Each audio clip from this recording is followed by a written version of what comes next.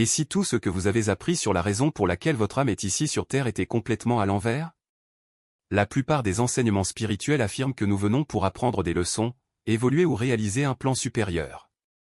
Cependant, selon un texte ancien et peu connu appelé le livre secret de Jean, cette idée fondamentale est complètement fausse. Il ne s'agit pas simplement d'une autre interprétation des Écritures traditionnelles. Nous parlons d'un dialogue caché dans lequel Jésus révèle à Jean que les âmes humaines n'ont pas choisi de s'incarner en quête de croissance ou pour payer des dettes karmiques. Nous sommes plutôt ici à cause d'un désastre cosmique, d'une erreur primordiale qui a piégé des fragments de conscience divine dans la matière physique. Le livre secret de Jean explique pourquoi l'existence semble si profondément mauvaise à tant de gens. Pourquoi la souffrance semble être tissée dans le tissu même de la réalité. Pourquoi portons-nous ce désir inexplicable de quelque chose au-delà de ce monde, quelque chose que nous ne pouvons pas nommer? Jésus décrit une réalité dans laquelle des entités telles que le plérôme, la figure de Sophie et ce qu'on appelle le démiurge jouent un rôle crucial dans l'emprisonnement de l'humanité. Comprendre cette cosmologie cachée transforme non seulement votre vision du monde, mais révèle votre véritable identité cosmique et la véritable raison de votre présence ici. Imaginez un moment avant que la première étoile ne brille, avant la formation de planètes, avant même que le temps ne commence sa marche incessante. Vous existiez déjà. Non pas comme une idée abstraite ou une possibilité lointaine, mais comme une émanation vivante de la conscience divine dans un domaine que le livre secret de Jean appelle plérôme, la plénitude de tout ce qui est. Lorsque Jésus partage cela avec Jean, il ne parle pas d'un concept théologique lointain. Il révélait la vérité la plus profonde sur son existence. Vous n'avez pas commencé lorsque vos parents vous ont conçu. L'origine de votre âme remonte à la source même de toute réalité, à l'ineffable, d'où tout émane. Considérez l'un comme le soleil. Lorsque la lumière du soleil brille à travers votre fenêtre, elle n'est pas séparée de l'étoile, il porte votre essence, votre énergie, votre nature fondamentale. De même, votre âme est une émanation qui contient en elle la nature divine de la source originelle. Vous n'êtes pas une création en dehors de Dieu, recherchant la grâce et l'acceptation. Vous êtes littéralement constitué de la même substance divine qui constitue la réalité ultime. C'est pourquoi Jésus parle à Jean du plérôme, un royaume de pure lumière et de conscience où des êtres divins appelés éons existent en parfaite harmonie. Ce ne sont pas des dieux lointains et inaccessibles. Ils sont des expressions de différents aspects de la plénitude divine et, selon cet évangile caché, représentent ce que vous êtes réellement derrière les couches de l'existence matérielle. L'un des éons les plus fascinants décrits par Jésus est Sophia, dont le nom signifie sagesse.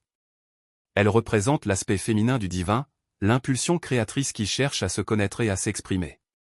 Ici, l'histoire devient profondément personnelle. Le désir ardent de Sophia de comprendre les profondeurs de la source divine déclenche les événements qui conduisent finalement à ce que des âmes comme la sienne soient piégées dans la matière physique. Mais ce qui change tout dans la perception que vous avez de vous-même, c'est ceci, Sophia n'est pas une figure mythologique lointaine. Elle représente la sagesse féminine divine qui existe dans votre propre âme.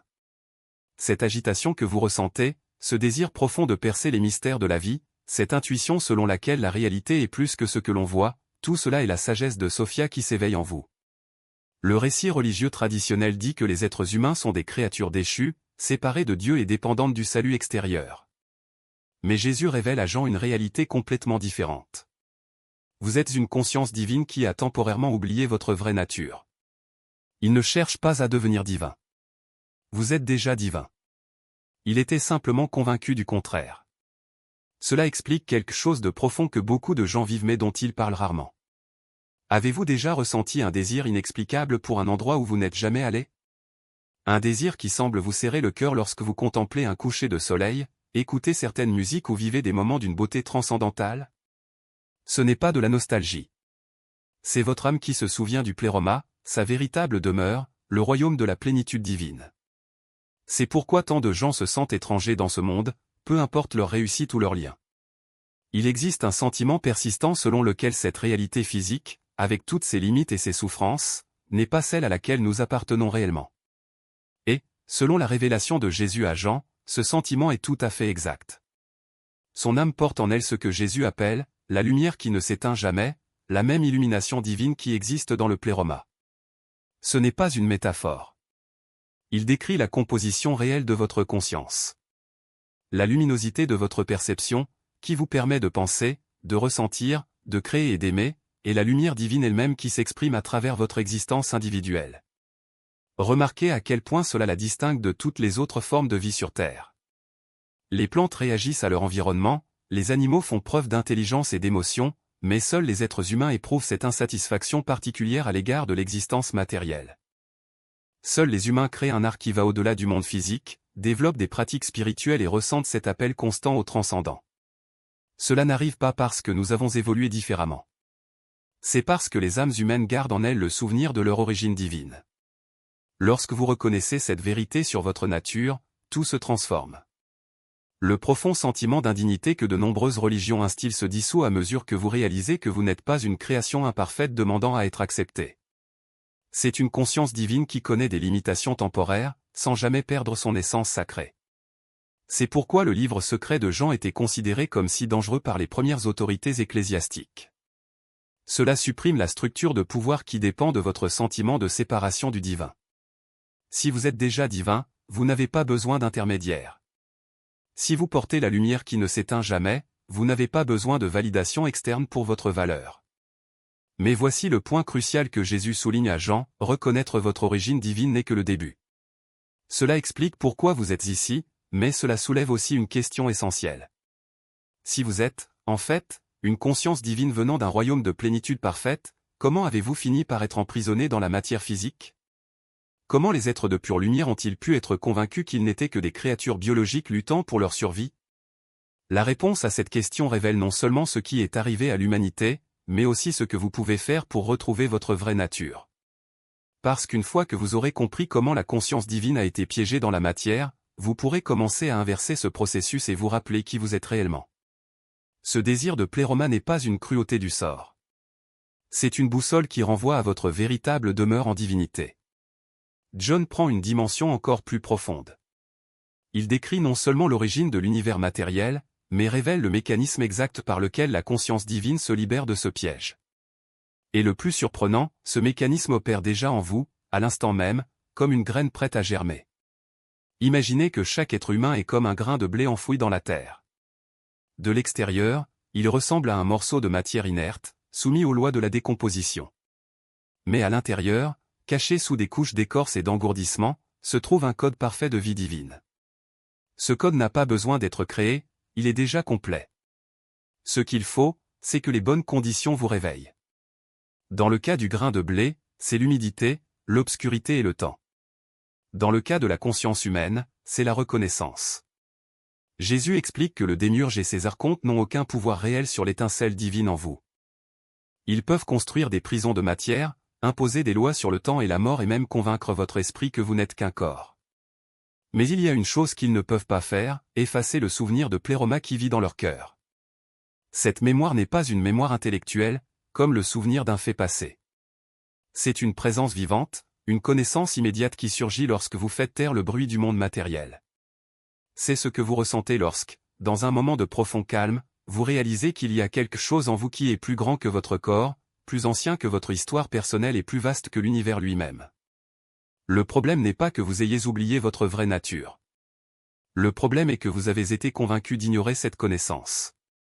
Les archontes, en tant que gardiens du système matériel, ont développé des mécanismes sophistiqués pour maintenir la conscience en sommeil.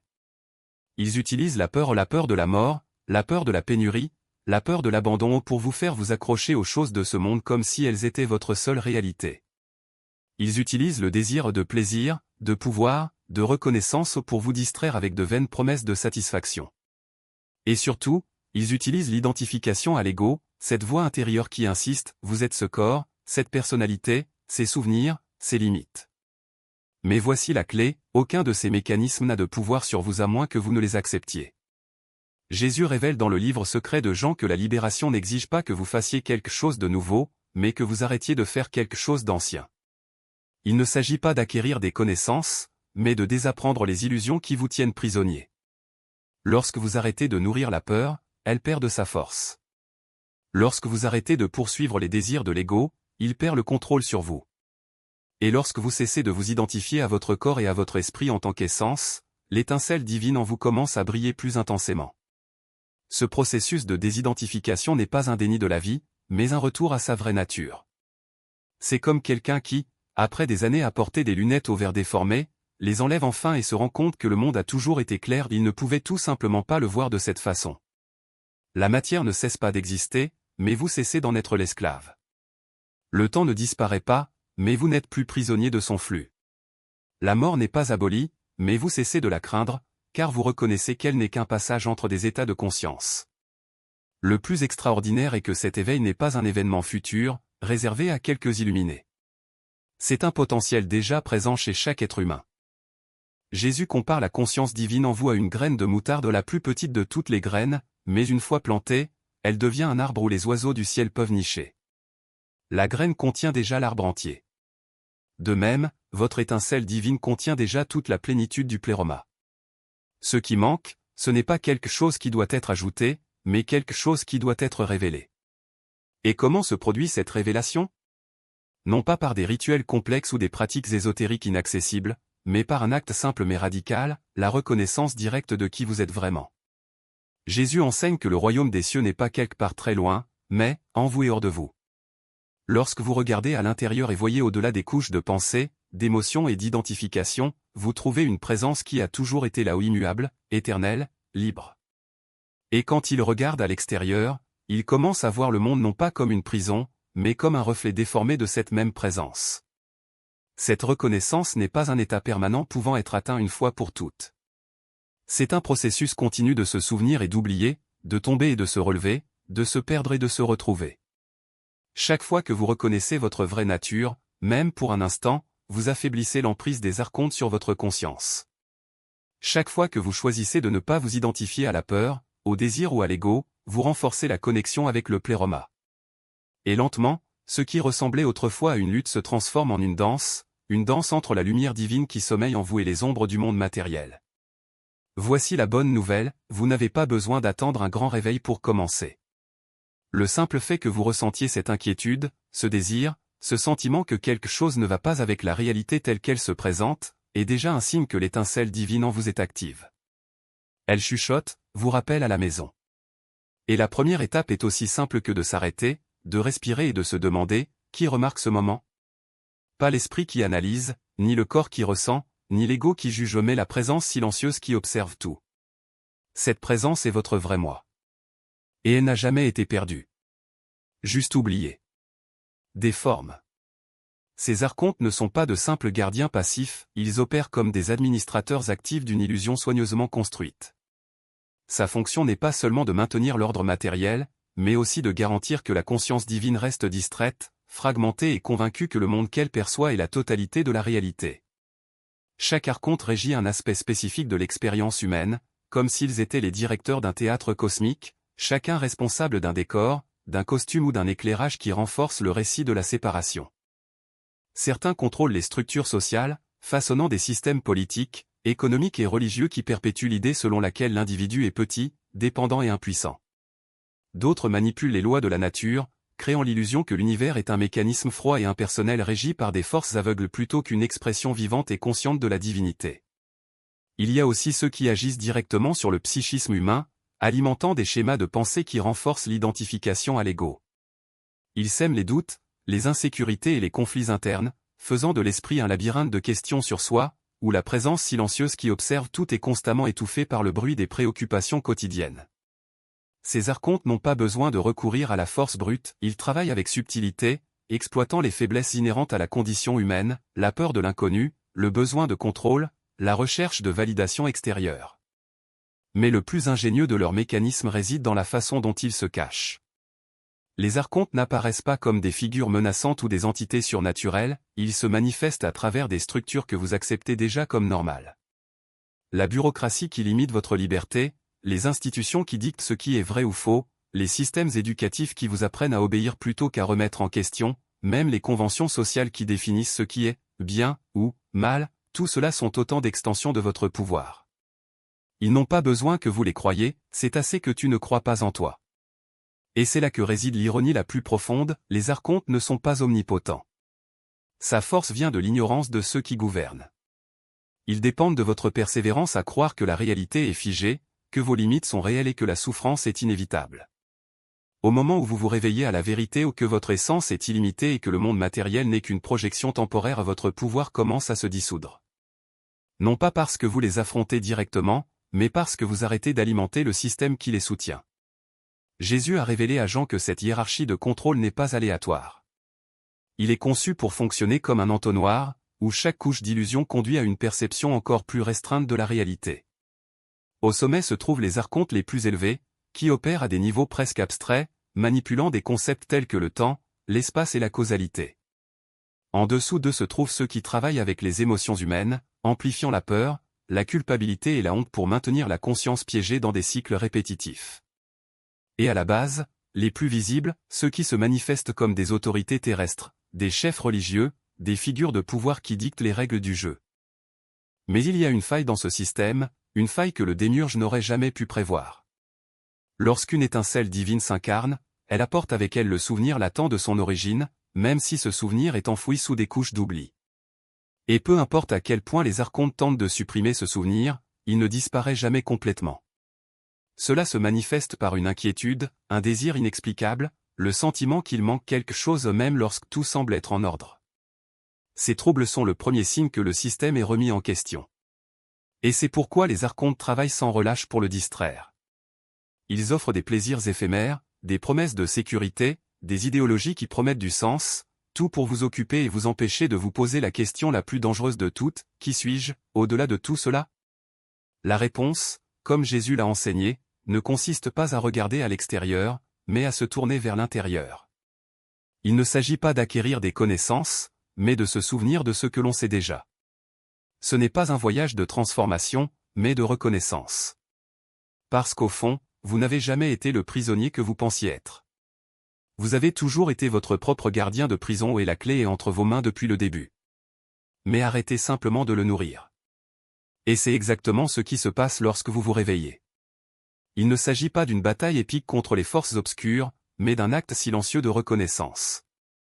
Quand vous réalisez que vous n'avez jamais été petit, que vous n'avez jamais été séparé, que vous n'avez jamais eu besoin d'autorisation pour être libre, leur jeu est terminé. Non pas parce que vous les avez vaincus, mais parce que vous avez arrêté d'être un joueur. Les archontes ne peuvent exister sans leur ignorance. Ils sont comme des parasites qui ne survivent que tant que leur hôte croit que la maladie fait partie de leur nature. Mais dès que vous vous souvenez de qui vous êtes vraiment, la relation s'inverse. Ce qui était autrefois de la nourriture pour eux se transforme en poison. La lumière de votre conscience non seulement les expulse, mais elle les dissout, car ils n'ont aucune substance qui leur soit propre. Ils sont comme des ombres qui ne persistent que tant qu'il y a quelque chose qui bloque la lumière. Jésus a expliqué à Jean que ce réveil n'est pas un grand événement, mais un processus subtil de souvenir. Il ne s'agit pas d'acquérir quelque chose de nouveau, mais d'arrêter de croire en ce qui n'est pas vrai. Chaque fois que vous choisissez la paix plutôt que la peur, la confiance plutôt que le doute, l'amour plutôt que la séparation, vous retirez de l'énergie du système. Chaque fois que vous reconnaissez la divinité en vous-même et chez les autres, vous affaiblissez l'illusion qui les soutient. Ils le savent. Alors ils essaient désespérément de le distraire. Ils offrent des plaisirs éphémères, des conflits sans fin, des promesses de salut extérieur ou tout ce qui vous empêche de regarder à l'intérieur. Parce qu'en vous se trouve la clé qui peut désactiver tout le mécanisme. Ce n'est pas une clé que vous devez trouver, mais une clé que vous possédez déjà. Vous devez juste vous rappeler de l'utiliser. L'éveil n'est pas une destination, mais un choix continu. Il ne s'agit pas d'atteindre un état parfait, mais de reconnaître que la perfection est déjà là. À chaque instant où vous choisissez la vérité plutôt que l'illusion, vous dites « non » au système. Et chaque « non » est un pas vers la liberté, pas seulement pour vous, mais pour tout le monde. Car lorsqu'un être s'éveille, quelque chose d'extraordinaire se produit, la lumière se diffuse. Ce n'est pas une lumière que vous devez transporter ou distribuer, mais une lumière qui existe tout simplement. Elle ne brille pas pour les autres, mais à travers eux. Et ceux qui dorment encore commencent à ressentir sa chaleur, sans même comprendre d'où elle vient. C'est ainsi que le système se désintègre non pas par une attaque frontale, mais par le retrait silencieux de l'énergie qui le maintient debout. Les archontes ne peuvent pas arrêter cela. Ils peuvent crier, menacer, séduire, mais ils ne peuvent pas vous forcer à oublier ce que vous savez déjà. Parce qu'au fond, tu l'as toujours su. La question n'est pas « comment puis-je me réveiller ?» mais « pourquoi est-ce que je continue à choisir de dormir ?» Et la réponse réside dans chaque choix que vous faites, à chaque instant. L'éveil n'est pas un événement extérieur, mais la reconnaissance intérieure de votre vraie nature. Chaque âme qui se souvient de son origine divine devient une lumière qui éclaire l'illusion des autres, privant peu à peu le système parasitaire de la nourriture qui l'a soutenu pendant des millénaires, l'inconscience humaine. Voici quelque chose qui transformera complètement la façon dont vous percevez vos luttes quotidiennes et vos aspirations spirituelles. Selon Jésus, dans le livre secret de Jean, ce que le démiurge envisageait comme prison ultime a fini par devenir quelque chose de bien plus extraordinaire, un terrain d'entraînement cosmique où la conscience divine prouve qu'elle ne peut être détruite, aussi profondément qu'elle soit enfouie. Réfléchissez à ce paradoxe. Le système même créé pour vous faire oublier votre nature divine, involontairement, a créé les conditions parfaites pour que vous vous en souveniez. C'est comme un orfèvre qui découvre que la pression intense utilisée pour écraser un diamant ne fait que le rendre plus brillant. La prison du démiurge est devenue une chambre d'éveil, et chaque limitation imposée à sa conscience est devenue un catalyseur de transcendance. Avez-vous déjà ressenti cette inquiétude, ce sentiment qu'il y a quelque chose de plus dans l'existence que ce que vous pouvez voir ou toucher? Ce n'est pas de la dépression ou de l'insatisfaction. C'est votre étincelle divine qui reconnaît que cette réalité est incomplète. C'est comme être dans une pièce avec de la lumière artificielle et ressentir un désir inexplicable de soleil, même si vous ne vous souvenez pas exactement de la sensation de sa lumière. Jésus a révélé que la Terre fonctionne comme la plus haute école de mystère. Le programme n'est pas écrit dans des livres, mais intégré dans chaque défi, dans chaque moment de souffrance, dans chaque expérience qui vous amène à vous demander si la réussite matérielle peut, en fait, satisfaire l'âme. Le test n'est pas de savoir si vous pouvez accumuler des richesses ou atteindre un statut, mais si vous pouvez vous souvenir de votre nature divine tout en étant complètement immergé dans une illusion conçue pour vous la faire oublier. Regardez comment cela fonctionne dans la pratique. Vous n'appréciez vraiment la liberté que lorsque vous ressentez le poids des chaînes. Vous ne comprenez pas pleinement la lumière sans avoir fait l'expérience des ténèbres. De la même manière, les âmes divines devaient faire l'expérience d'une séparation totale de leur source pour vraiment comprendre ce qu'elles sont. C'est la différence entre savoir intellectuellement qu'on est aimé et ressentir cet amour après une période de profonde solitude. Le processus d'éveil suit un schéma prévisible et vous pouvez reconnaître à quelle étape vous vous trouvez dans ce voyage. Premièrement, il existe un mécontentement croissant à l'égard des activités purement matérielles. Le succès semble vide, les réalisations ne remplissent pas. Vous commencez à poser des questions plus profondes sur le but et le sens. Vient ensuite la recherche peut-être de spiritualité, de philosophie ou de pratique mystique. Vous cherchez quelque chose que vous ne pouvez pas nommer. Viennent ensuite les moments de rupture.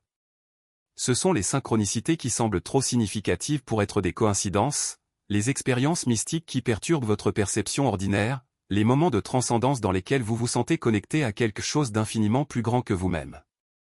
Ce ne sont pas des événements aléatoires. C'est votre nature divine qui brise temporairement le voile matériel, offrant un aperçu de qui vous êtes vraiment. Certaines personnes vivent cela comme un éveil spirituel soudain. D'autres décrivent ce souvenir de quelque chose qu'ils ont toujours su mais qu'ils avaient oublié d'une manière ou d'une autre. Cela peut se produire pendant la méditation, dans la nature, à travers un amour profond ou même dans des moments de crise, lorsque les défenses de l'ego s'effondrent. Ce sont les moments où le véritable objectif de l'école cosmique des mystères se révèle. Ce qui est fascinant, c'est la façon dont certaines âmes s'incarnent dans le but précis de déclencher ce souvenir chez d'autres. Tout au long de l'histoire, vous rencontrez des maîtres, des mystiques et des êtres éveillés qui semblent porter une fréquence différente. Ils fonctionnent comme des diapasons qui aident les âmes endormies à rappeler leur note originale. Votre simple présence peut catalyser l'éveil des autres, créant des répercussions qui s'étendent bien au-delà de votre cercle immédiat. Cela crée une réaction en chaîne que les archontes n'avaient jamais anticipée. Chaque âme qui s'éveille devient un phare pour les autres. C'est comme si les lumières s'allumaient dans une ville sombre. Quand suffisamment de lumière s'allume, l'obscurité elle-même commence à se dissoudre. Le système carcéral, qui reposait sur l'ignorance universelle, s'effondre lorsque trop de prisonniers se souviennent qu'ils détiennent les clés. Nous assistons à une accélération de ce processus. De plus en plus d'âmes atteignent le point tournant où elles ne peuvent tout simplement plus accepter les limites de l'existence purement matérielle. Les anciens systèmes de contrôle deviennent de plus en plus transparents. Les gens remettent en question des récits qu'ils acceptaient auparavant sans réfléchir. Les structures qui semblaient permanentes sont reconnues comme des constructions démontables. Cela n'arrive pas par hasard. Selon le livre secret de Jean, il arrive un moment où un nombre suffisant d'étincelles divines s'éveillent au sein de l'illusion, et l'illusion elle-même commence à se transformer. La Terre cesse d'être avant tout une prison et devient avant tout une plateforme de remise des diplômes. Un lieu où les âmes éveillées aident les autres à se souvenir de leur vraie nature avant de retourner consciemment au pléroma. L'ironie sublime est que la tentative du démiurge d'emprisonner la conscience divine a fini par créer les conditions de sa libération définitive. Chaque âme qui s'éveille au sein de ce système prouve que la nature divine est indestructible. Vous pouvez l'enterrer sous des couches de conditionnement, le distraire avec des activités matérielles, le fragmenter à cause de traumatismes et de limitations, mais vous ne pouvez pas le détruire. Vos luttes, votre fin spirituelle, vos moments de transcendance, tout cela fait partie de ce protocole d'éveil cosmique. Chaque fois que vous choisissez l'amour plutôt que la peur, la conscience plutôt que l'inconscience, la vérité plutôt que l'illusion confortable, vous participez à la transformation de cette réalité, de la prison à l'école des mystères, et de l'école des mystères à la cérémonie de remise des diplômes. La question n'est pas de savoir si vous finirez par vous souvenir de votre nature divine, c'est inévitable. La question est de savoir si vous vous réveillerez consciemment et aiderez les autres dans le processus, ou si vous résisterez jusqu'au bout. En tout cas, l'étincelle divine en vous commence déjà à s'agiter et se reconnaît dans ces paroles. Lorsque la plupart des chrétiens entendent parler de la mission de Jésus, ils pensent à la croix, au sacrifice et à la rédemption des péchés de l'humanité. Mais selon le livre secret de Jean, cette compréhension ne fait qu'effleurer la véritable raison pour laquelle Jésus est venu sur terre. L'évangile caché présente une image radicalement différente, révélant un objectif bien plus révolutionnaire que celui que le christianisme traditionnel a jamais osé enseigner. Dans ce texte secret, Jésus explique qu'il n'est pas venu mourir pour les péchés. Il est venu réveiller les gens. Sa mission n'était pas d'apaiser un Dieu en colère ou de payer une dette cosmique. Cela brisait le système carcéral le plus sophistiqué jamais conçu, celui qui maintient les âmes divines piégées dans des cycles sans fin de réincarnation, vie après vie, sans jamais se rappeler qui elles sont réellement. Sur les rituels, les dogmes ou la soumission aux intermédiaires. C'était un chemin de reconnaissance intérieure, un voyage de retour à la conscience originelle qui était toujours là, cachée sous des couches d'oubli. Chaque enseignement qu'il a laissé derrière lui ou les paraboles, les instructions apparemment simples, même les silences fonctionnaient comme des clés pour ouvrir des portes dont la plupart des gens ignoraient même l'existence en eux-mêmes. La véritable révolution de Jésus n'a pas consisté à créer une nouvelle religion, mais à éliminer la nécessité d'en avoir une.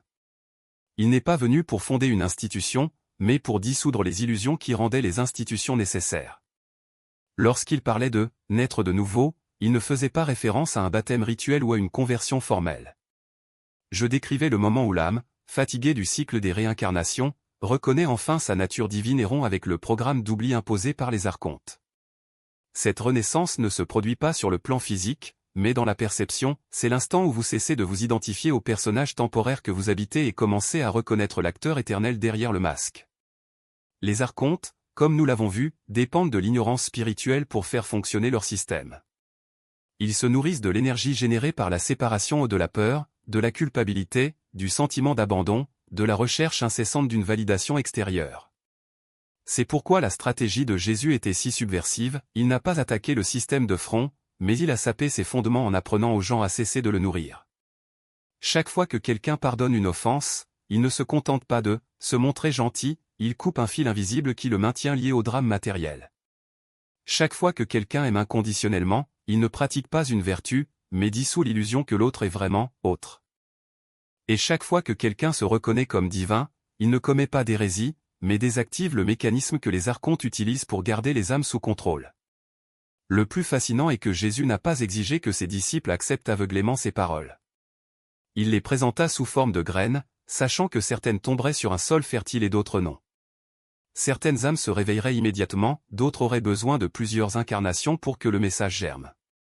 Il ne cherchait pas des convertis, mais des éveillés, des gens qui, en entendant ces paroles, ressentaient un écho de quelque chose de déjà connu, comme s'ils se souvenaient d'une vérité oubliée et n'apprenaient pas quelque chose de nouveau. Ces enseignements étaient donc pleins de paradoxes et de contradictions apparentes, il parlait de perdre sa vie pour la retrouver, d'être le dernier pour être le premier, de donner pour recevoir. Il ne s'agissait pas de leçons de morale, mais d'instructions pratiques pour naviguer dans l'illusion matérielle sans s'y perdre. La crucifixion, vue sous cet angle, cesse d'être un sacrifice expiatoire et devient un acte de désobéissance cosmique. Jésus n'est pas mort pour sauver qui que ce soit, il est mort pour montrer que la mort, telle que la présentent les archontes, n'existe pas. En ressuscitant, il ne prouvait pas qu'il était spécial, mais que chacun porte en lui la même capacité à transcender les limites imposées par la matière. La croix n'est donc pas un symbole de souffrance, mais de victoire sur le système de contrôle. C'est une démonstration que, même dans les moments de plus grande défaite apparente, la conscience divine reste intacte. Ce que les premiers chrétiens, ceux qui comprenaient réellement le message, appelaient gnose, n'était pas une connaissance intellectuelle mais une expérience directe. Il ne s'agissait pas de croire en quelque chose, mais de savoir, au niveau le plus profond de l'être, que la réalité matérielle est une projection temporaire et que la vraie nature de chacun est éternelle.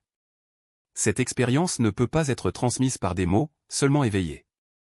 C'est pourquoi Jésus a utilisé des paraboles, parce que la vérité ultime ne peut pas être expliquée, mais seulement expérimentée. Lorsqu'il disait « Le royaume des cieux est en vous », il ne faisait pas une déclaration poétique, mais soulignait le fait que la divinité n'est pas quelque part très loin, mais au cœur de la conscience elle-même. Le danger de ce message pour les systèmes de contrôle est évident. Si les gens découvraient qu'ils étaient divins, ils cesseraient de chercher le salut en dehors d'eux-mêmes. Ils ne se soumettraient plus aux hiérarchies religieuses, politiques ou sociales fondées sur le principe de la séparation et des limitations humaines. Ils cesseraient de nourrir les archontes avec leur énergie de peur et de culpabilité. C'est pourquoi l'Église institutionnalisée a travaillé si dur pour supprimer les textes gnostiques et faire de Jésus un sauveur extérieur plutôt qu'un éveilleur intérieur. Ils avaient besoin que les gens continuent à croire qu'ils étaient pécheurs, imparfaits et dépendants des médiateurs, car c'est seulement alors que le système de contrôle pourrait être maintenu. Mais le message original n'a pas été complètement supprimé. Il a survécu sous forme de fragments, de symboles et d'enseignements ésotériques qui ont traversé les siècles.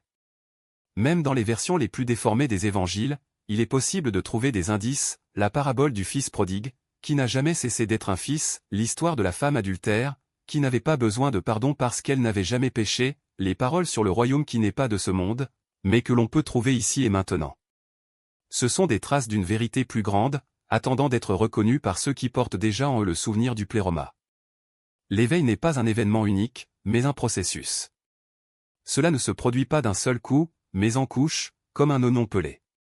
Chaque vie offre de nouvelles opportunités pour éliminer encore une autre couche d'oubli, jusqu'à ce que finalement l'âme se souvienne complètement.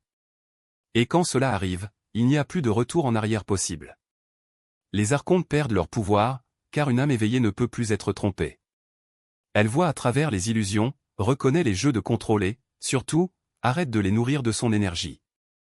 Jésus n'est pas venu pour être adoré, mais pour être imité. Sa mission ne s'est pas terminée avec sa mort ou sa résurrection, elle se poursuit chez chaque personne qui, en entendant ses paroles, sent son cœur brûler à la reconnaissance d'une vérité oubliée. L'éveil d'une seule âme est une fissure dans le système de contrôle. Le réveil de beaucoup est le début de la fin de l'illusion. Et c'est pourquoi, même après 2000 ans, son message dérange toujours, continue de défier, invite toujours à ce sursaut de conscience qui peut tout changer. Parce qu'au fond, ce qu'il enseignait n'était pas une nouvelle croyance, mais un rappel de qui nous avons toujours été. Les retrouvailles avec ceux qui étaient toujours présents. Ce n'est pas une réussite, mais un retour comme quelqu'un qui, après des années de vie dans un pays étranger, reconnaît enfin son propre chez-soi. Et cette maison n'est pas un lieu physique, mais l'espace infini de conscience dans lequel tout surgit et se dissout, sans jamais le toucher. Le message qu'il a partagé avec John ne concernait pas le respect de règles religieuses ou l'accomplissement de rituels. Il s'agissait de gnose, un mot grec qui, au fil des siècles, s'est déformé jusqu'à devenir méconnaissable. La plupart le traduisent par « connaissance spéciale », quelque chose qui s'acquiert à travers des livres, des enseignants ou des doctrines. Mais Jésus a expliqué à Jean que la gnose est tout le contraire, il ne s'agit pas d'accumuler davantage de pensées ou de croyances, mais de reconnaître immédiatement et directement ce que vous êtes déjà sous le bruit incessant de l'esprit et des couches de conditionnement. Imaginez un instant, vous n'avez pas besoin d'apprendre à être conscient. Vous êtes déjà la conscience elle-même. Le système archonte, cette structure d'illusion qui nous maintient emprisonnés, fonctionne en nous convainquant que nous sommes quelque chose de moindre, quelque chose qui doit être corrigé, sauvé ou perfectionné. La gnose voit simplement à travers ce mensonge.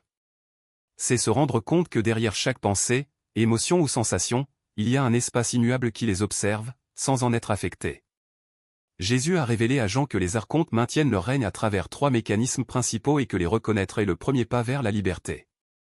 La première est la pensée basée sur la peur, qui nous bombarde de scénarios de perte, d'échec ou de jugement des autres. La seconde est l'attachement aux résultats matériels, nous faisant croire que le bonheur dépend des circonstances extérieures.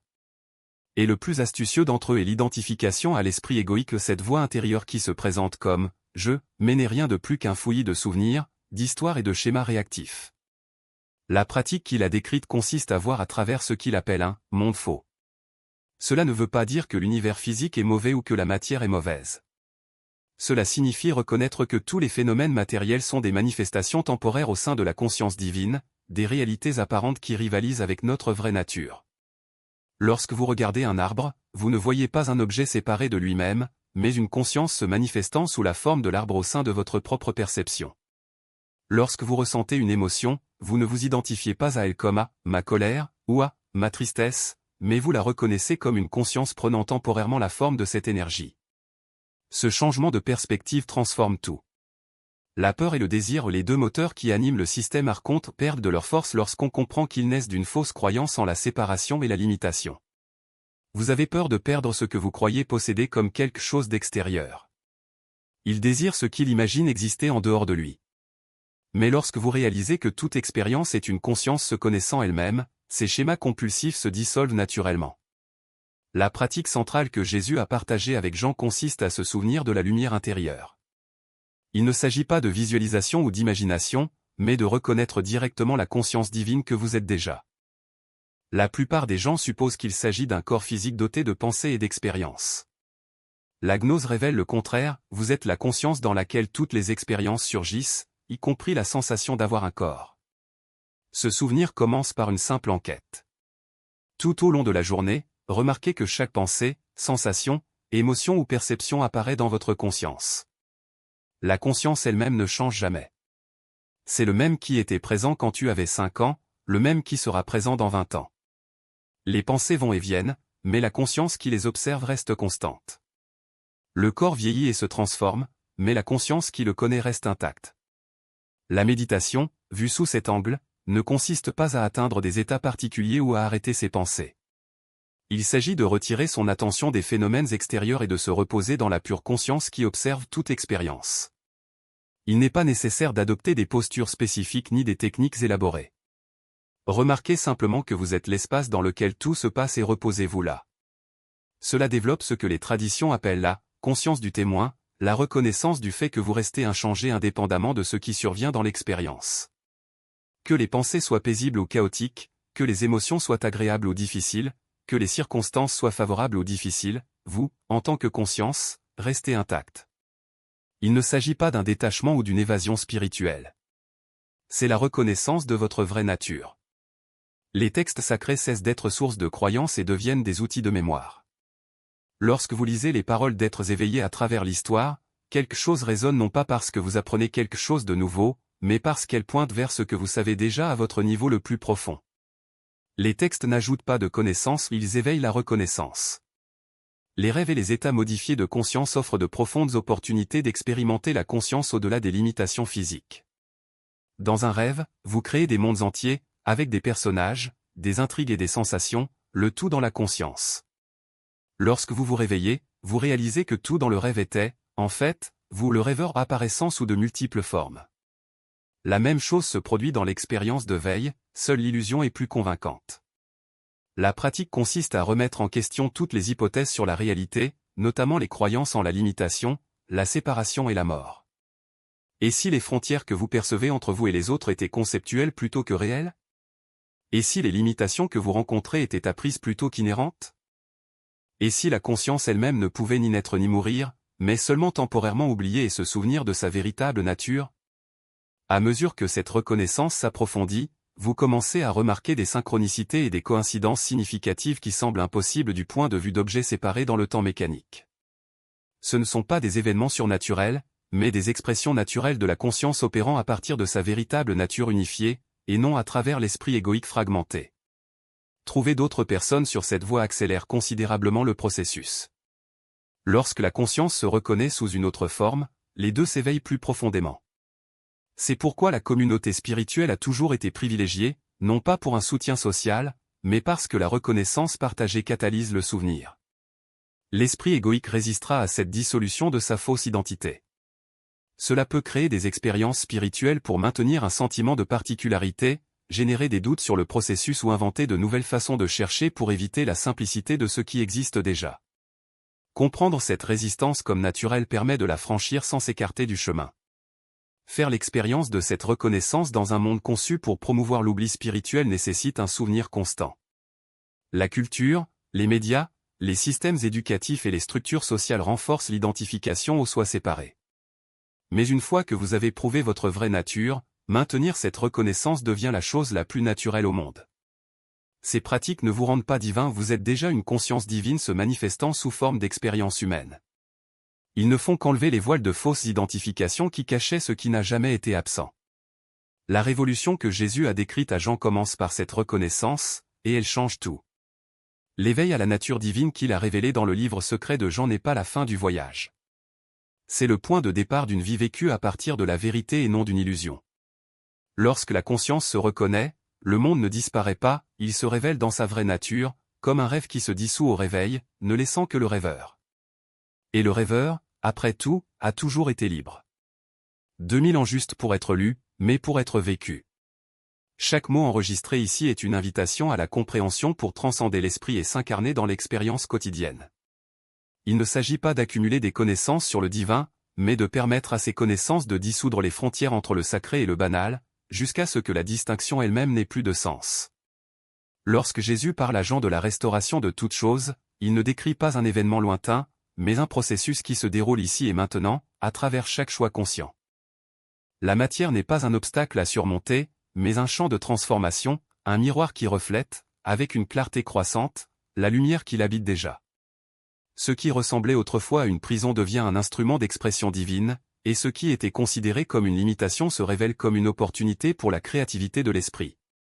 Imaginez un instant que chacune de vos pensées, chaque émotion, chaque action soit comme un coup de pinceau sur une peinture cosmique.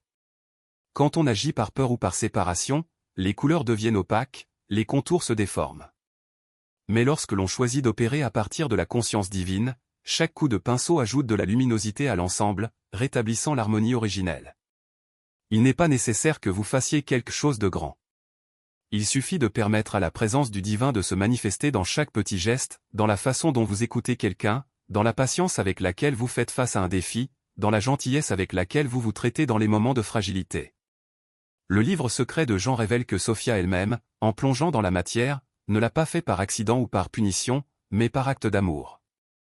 Sa descente était un choix conscient, un sacrifice volontaire pour que la lumière puisse être semée là où auparavant il n'y avait que l'obscurité. De même, votre incarnation sur ce plan n'est pas un exil, mais une mission. Vous n'êtes pas là pour échapper à la réalité, mais pour la transfigurer de l'intérieur. Chaque fois que vous reconnaissez l'étincelle divine en vous, vous ravivez un fragment de cette lumière originelle que Sophia a apportée au monde. Cette reconnaissance n'est pas un état permanent, mais un exercice constant. Il y a des moments où l'illusion de la séparation semble plus réelle que jamais, où les vieilles programmations de l'esprit refont surface avec force, où le poids du monde semble écrasant. Dans ces moments-là, le texte ne vous demande pas de nier l'expérience humaine, mais de la vivre en vous rappelant qui vous êtes. La douleur, la peur, la confusion, tout cela fait partie du chemin, mais n'en définit pas l'essence. Ils sont comme des nuages qui passent devant le soleil, ils peuvent obscurcir la vision pendant un moment, mais ils n'ont pas le pouvoir d'éteindre la lumière. Ce qui rend ce voyage si extraordinaire, c'est qu'il n'est pas solitaire. Chaque être qui s'éveille à sa nature divine devient un point lumineux dans un réseau invisible mais puissant. Lorsque vous choisissez de répondre au monde avec amour plutôt que réaction, lorsque vous choisissez la présence plutôt que la distraction, lorsque vous voyez le divin chez les autres même s'ils ne le voient pas en eux-mêmes, vous contribuez à un changement qui va bien au-delà de votre domaine individuel. C'est comme si chaque acte conscient était une note dans une symphonie cosmique, et plus on joue de notes, plus la mélodie de l'unité devient audible. Le texte rappelle également que cette transformation n'est pas linéaire. Il y a des avancées et des revers, des moments de clarté aveuglante suivis de périodes de brouillardance. Mais chaque cycle apporte une sagesse plus profonde. Sophia elle-même, en faisant l'expérience de la chute et du retour, n'est pas revenue au plérum comme elle l'était auparavant, elle a apporté avec elle une compréhension de ce que signifie être humain. De même, son parcours à travers la séparation et les retrouvailles ne le laisse pas indemne. Vous ne revenez pas au divin comme un être immaculé, mais comme quelqu'un qui connaît, par expérience, le poids de l'illusion et le pouvoir de la rédemption. Cela signifie que même vos erreurs et vos échecs ont un but. Chaque fois que vous tombez et vous relevez, chaque fois que vous choisissez de recommencer après une chute, vous démontrez la résilience de l'esprit. Il ne s'agit pas de rechercher la perfection, mais d'honorer le processus. La restauration du cosmos ne dépend pas de votre infaillibilité, mais de votre authenticité, de votre capacité à permettre à la lumière de briller même à travers vos fissures. L'invitation finale du livre secret de Jean est simple mais révolutionnaire, vivez comme si vous étiez déjà éveillé. N'attendez pas un moment futur où tout aura un sens. Ne retardez pas l'expression du divin jusqu'à ce que les circonstances soient idéales. C'est maintenant le seul champ d'action dont vous disposez. Chaque respiration est une opportunité de choisir la conscience plutôt que l'inconscience, l'unité plutôt que la séparation, l'amour plutôt que la peur. En faisant cela, vous ne transformez pas seulement votre propre vie, vous participez activement à la guérison d'un univers qui attend depuis des éternités cet éveil collectif.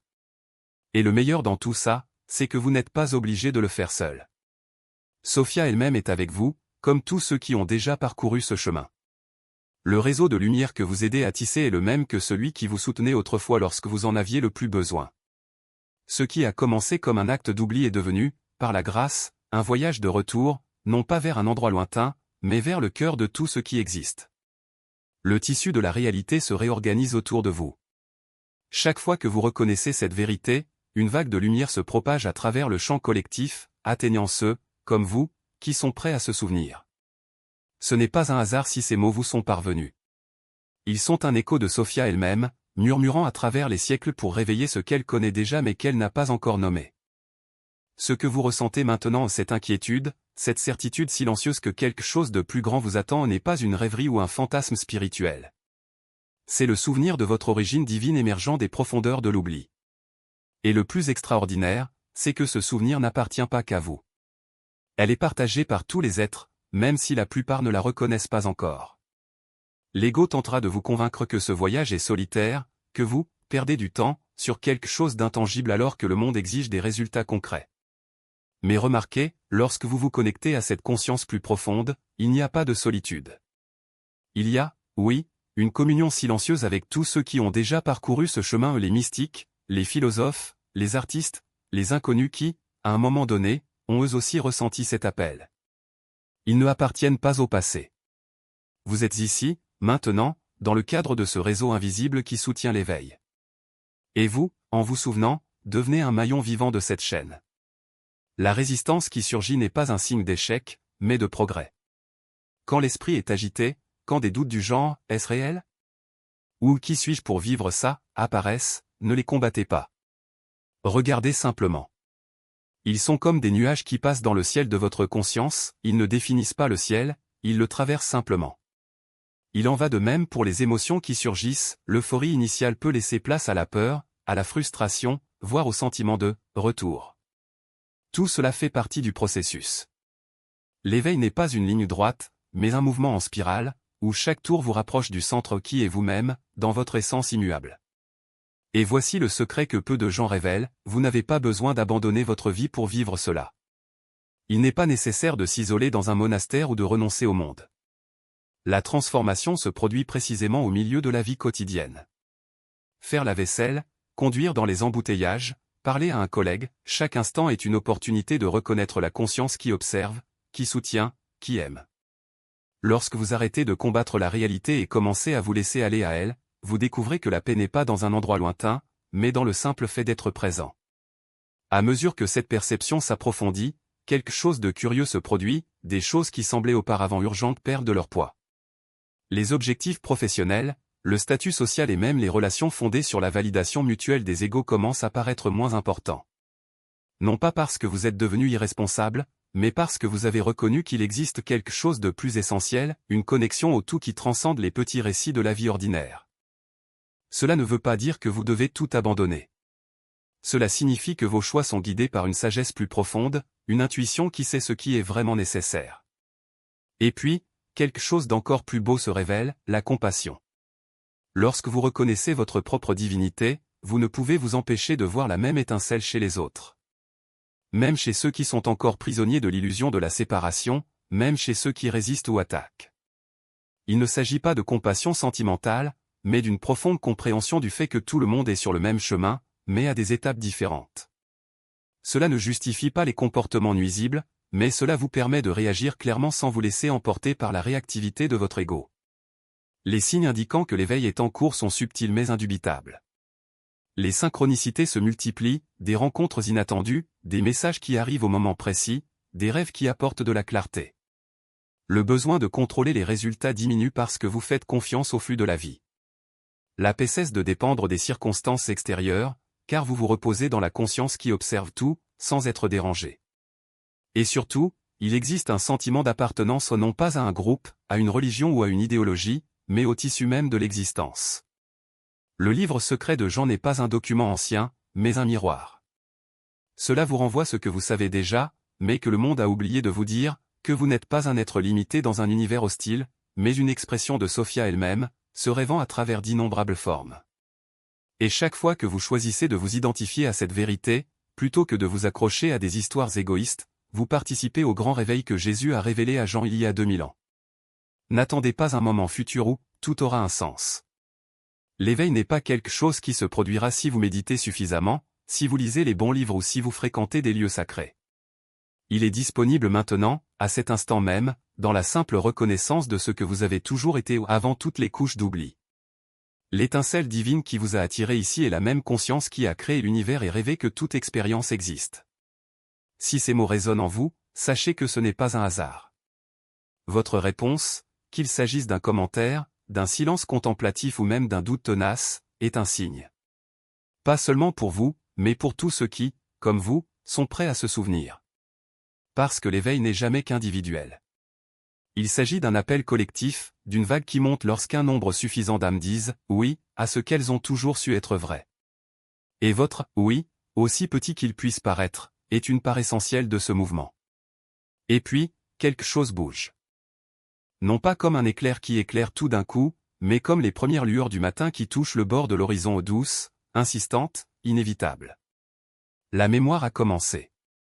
Ce n'est pas n'importe quel souvenir, celui que nous gardons dans nos tiroirs mentaux et que nous revisitons lorsque la nostalgie nous frappe. C'est quelque chose de plus profond, de plus ancien. Comme si les cellules de votre corps, une à une, commençaient à murmurer des fragments d'une histoire dont vous ignoriez qu'elle avait été oubliée. Ce souvenir ne vient pas en fanfare. Cela s'installe entre une pensée et une autre, au moment où vous regardez vos mains et, pendant une seconde, elles semblent appartenir à quelqu'un d'autre, quelqu'un qui savait danser avec le vent, qui comprenait le langage des étoiles. Ou quand une odeur, un son, une couleur vous traverse comme un courant électrique, et que soudain vous vous trouvez à deux endroits à la fois, ici, maintenant et là-bas, dans un temps qui n'a pas de nom. Ne vous inquiétez pas si cela semble déroutant au début. L'esprit rationnel voudra expliquer, catégoriser, rentrer dans des cases connues. Mais cette remémoration n'est pas soumise à des étiquettes. Elle est organique, comme la racine d'un arbre qui perce le béton petit à petit, sans se précipiter, car elle sait que le temps n'est pas son ennemi. Vous pouvez essayer de l'ignorer, comme vous ignorez un rêve au réveil, mais il reviendra. Non pas comme un écho, mais comme une certitude qui se loge dans la poitrine et refuse de sortir. Et voici la beauté et le défi de ce processus, il n'est pas linéaire. Il n'y a pas de manuel, pas d'instruction étape par étape, aucune garantie que demain vous aurez toutes les réponses. La mémoire est constituée d'aperçus, de connexions qui se tissent dans les coulisses au fur et à mesure que vous vaquez à votre routine. Vous faites la vaisselle et soudain vous comprenez quelque chose à propos du débit d'eau que vous n'aviez jamais remarqué auparavant. Vous entendez une chanson et les larmes coulent, non pas par tristesse, mais parce que quelque chose en vous reconnaît la mélodie comme la vôtre. Vous regardez un étranger dans la rue et ressentez une familiarité qui n'a pas de sens, jusqu'à ce que ce soit le cas. C'est le mouvement de la mémoire ancestrale qui rentre chez soi. Non pas comme un touriste qui visite et repart, mais comme quelqu'un qui a toujours été là, attendant juste d'être vu. Et quand on s'y attend le moins, cela se révèle, dans les synchronicités qui semblaient autrefois être des coïncidences, dans les rêves qui portent des messages clairs comme le jour, dans les personnes qui croisent votre chemin pour vous délivrer exactement ce que vous aviez besoin d'entendre. Le plus fascinant est que cette remémoration n'est pas solitaire. Pendant que vous vous demandez « Pourquoi cela m'arrive-t-il ?», d'autres personnes dans d'autres coins du monde se posent les mêmes questions. Certains ont déjà commencé à rejoindre les points. D'autres résistent encore, comme quelqu'un qui retient son souffle sous l'eau. Mais la vague se forme.